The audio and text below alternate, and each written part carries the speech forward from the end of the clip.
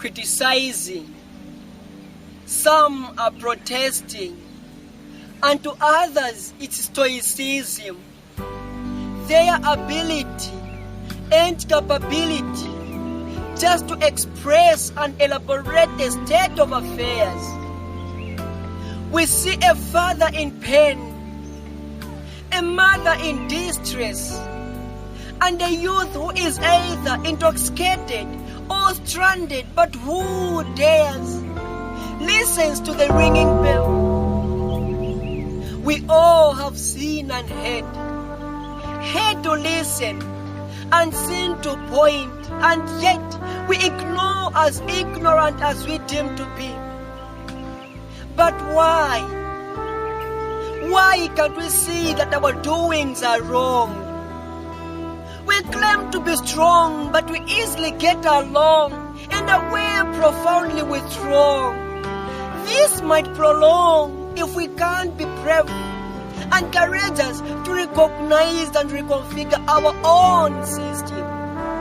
Don't get me wrong, but let's face these facts. The levels of awareness are ever increasing, loudly ringing, beating and counting on voices that can no longer be sugar-coated. Are we aware of the current happenings that have snatched, or rather stolen away our strong faith in Christ? Have we forgotten and so easily the word forsaken? Have we taken into consideration the current happenings that are occurring?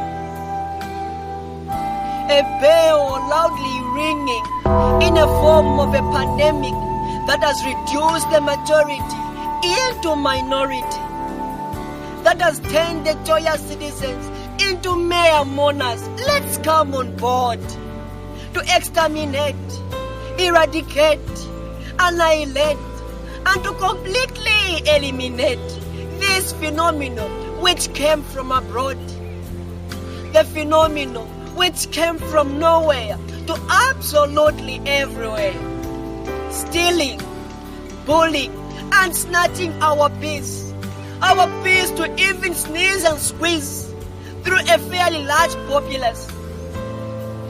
The famously spoken of a phenomenon which has greatly and sadly evolved and has strongly emphasized on one to even wash hands when asking for bicycle spare parts. The intimidating, scary, and word-propagated phenomenon, the so-called COVID-19, a pandemic which has jeopardized, subtracted, stopped, or rather, to a high reference, quarantined our own citizens.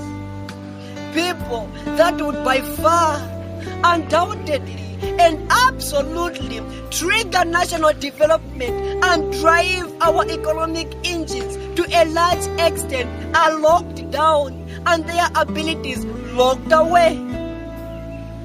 Though realistically, not such a menace, but a calculative, positive, productive, and protective decision needs to be made. This should be your assignment. Hand it over to Parliament. Otherwise, orders haunt us.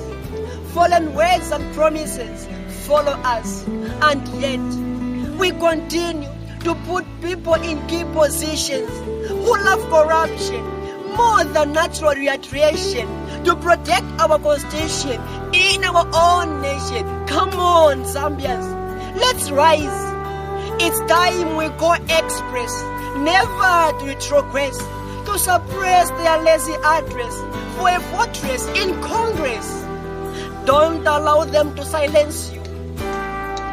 Nevertheless, we are not here to criticize, to politicize, to scandalize, or maybe to jeopardize or to despise, but to emphasize on accountable administration, collaboration, cooperation, and communication, so as to reformulate, resuscitate, and rejuvenate our suffocating Mother Zambia, a country which has been agitated by outbreaks and blitzes, and yet this bell rings again and again. We see a father in pain, a mother in distress, a youth who is being silenced, and a child who is rendered helpless.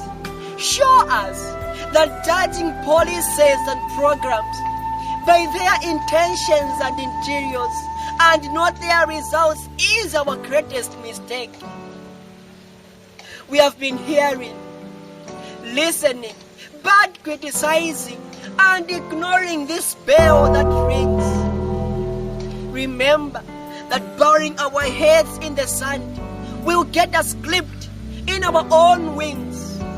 The bell calls us to be proactive and not reactive, to be interactive and not to be oversensitive and selective. Time is ticking, the ringing bell.